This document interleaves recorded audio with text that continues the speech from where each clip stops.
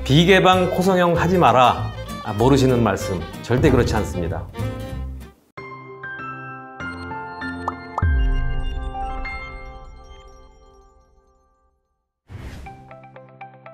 안녕하십니까. 제1이비인후과 박동준 원장입니다. 코성형을 생각하고 계신 분들이라면 아마도 코성형 전문 성형외과나 이비인후과 의사들이 만드는 유튜브 동영상이나 SNS 자료들을 많이 참고하셨을 텐데요. 대체로 개방과 비개방 코성형의 장단점을 아마 이렇게들 설명을 하고 있는 것 같습니다.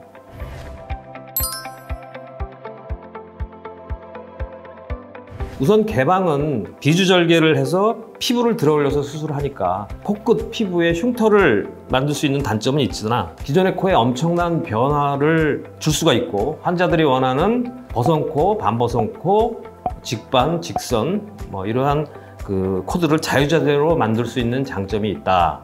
반면에 비개방은 코 안쪽으로 수술을 하니까 흉터 걱정은 없으나 좁은 수술 시야 때문에 간단한 성형, 예를 들면 실리콘만 살짝 넣거나 코끝만 살짝 간단하게 할 때 하는 것이다 라거나, 또는 심지어 어떤 영상은 효과가 별로 없으니 비개방은 절대 하지 마라 라고 주장하시는 분들도 있습니다. 이게 반은 맞고 반은 잘못된 것입니다.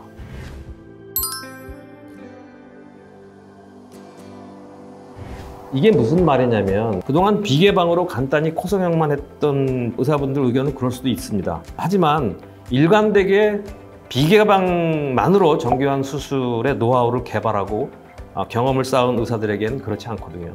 많은 코성형 의사들은 특히 들창코라 불리는 짧은 코, 복코, 휜코, 비대칭코는 너무나 정교한 수술이니까 비개방으로 적합하지 않다고 말하기도 합니다. 이러한 코드를 교정하려면 각자 반드시 해줘야 되는 수술법이 정해져 있습니다.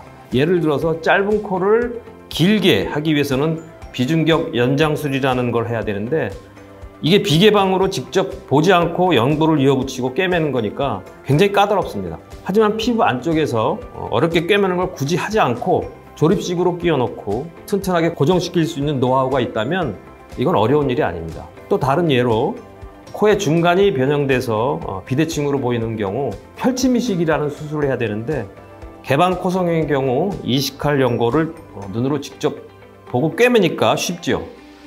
그러나 비개방으로 그것을 꿰매는 건 불가능합니다. 그래서 비개방은 정교한 수술은 안 된다라는 말도 나오는 겁니다. 근데 말이죠, 저의 경우는 꿰매지 않고도 간단하지만 단단히 고정시킬 수 있어서 좋은 효과를 볼 수 있는 테크닉을 개발해서 이미 10수년 전부터 사용하고 있습니다.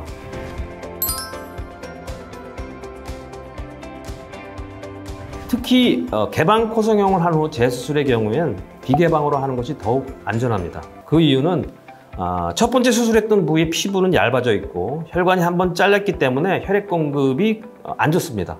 이곳을 다시 개방형으로 절개를 하면 그만큼 흉터나 염증이나 이런 부작용들이 생겨서 피부 변형에 아주 취약해집니다. 가끔 연예인들 중에 비주, 즉 코기둥이 이상하게 변형된 분들이 있던데, 바로 이게 개방형으로 비주절개를 여러 번 해서 그렇게 된 겁니다. 비개방형으로 재수술을 하게 될 경우 전혀 다른 부위로 수술을 하니까 그런 위험은 사라지게 됩니다. 물론 비개방으로 이전 수술의 문제점을 찾고 이를 교정하는 것이 쉬운 일이 아닌 만큼 경험이 많은 의료진을 신중하게 선택하셔야 되겠죠.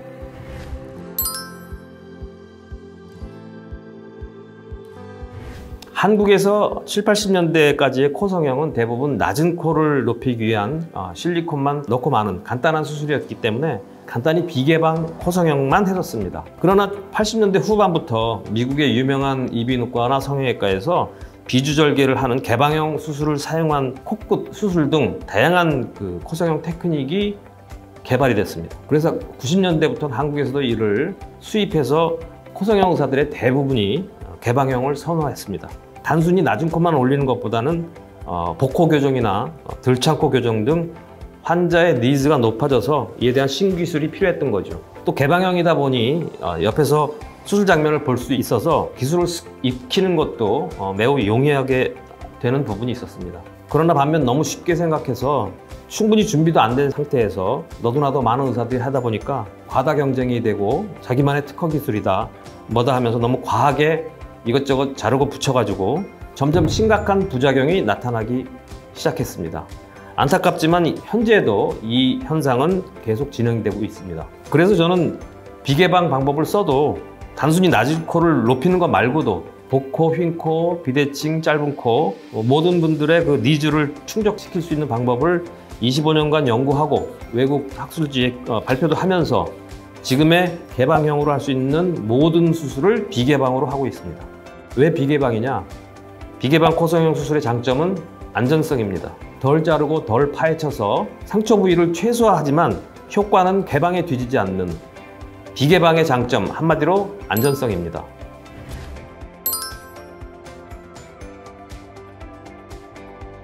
비개방 수술은 반드시 개방 수술에 많은 경험이 있던 의사가 해야지 만족할 만한 결과가 나옵니다. 무슨 뜻이냐면 눈으로 보고 하는 개방 수술의 경험이 충분해야 비개방으로 잘 안 보이는 것도 교정할 수 있는 능력이 생기고 더 나아가 새로운 방법을 개발할 수 있습니다. 저도 코성형 수술을 처음에는 개방형으로 배웠고 점차 비개방 수술이 필요하다고 느껴서 시작한 게 20년이 되어 갑니다. 비개방 코성형은 코 기둥 흉터나 피부 개사 등 재앙적 부작용의 위험성이 제로인 안전한 수술이지만 정교한 결과를 얻기 위해서는 비개방 코성형 전문가를 찾으셔야 됩니다. 반드시 의사의 이력이나 경험 등을 잘 알아보고 신중한 선택을 하시라고 조언드리고 싶습니다.